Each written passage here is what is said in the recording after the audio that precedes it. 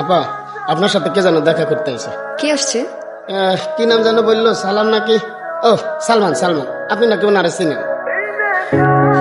মানে কি? আমি কিভাবে চিনবো? আর যে কেউ আসবে আর আপনি জিজ্ঞেস করতে চলে আসবেন? যান এখান থেকে।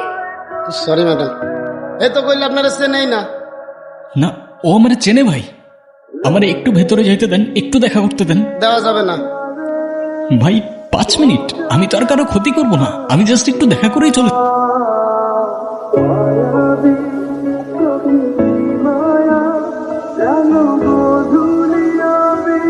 আর তুমি সব বিশ্বাস করে নিয়েছো। তুমি আদৌ জানো এসব কেন করছে?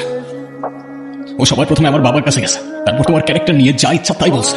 তারপরে যখন ও শিওর নিতে পারে নাই ও তোমাকে আমার লাইফ থেকে সরাতে পারবে কিনা, ও তোমাকে এসব বলে কফিনের শেষ পেরেকটাও ঠুকে দিছে। তাহলে তো তুমি আমার সব সত্যিটা জেনেই গিয়েছিলে।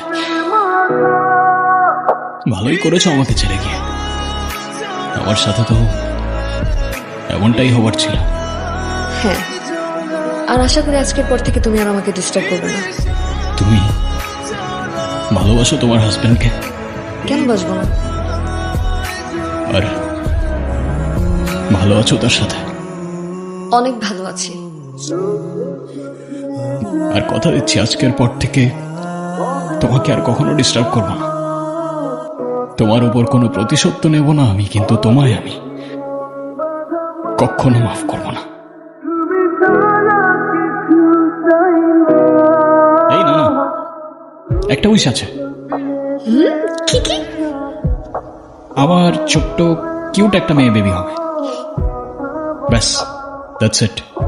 বাকি সবকিছু আছে আমার লাইফে।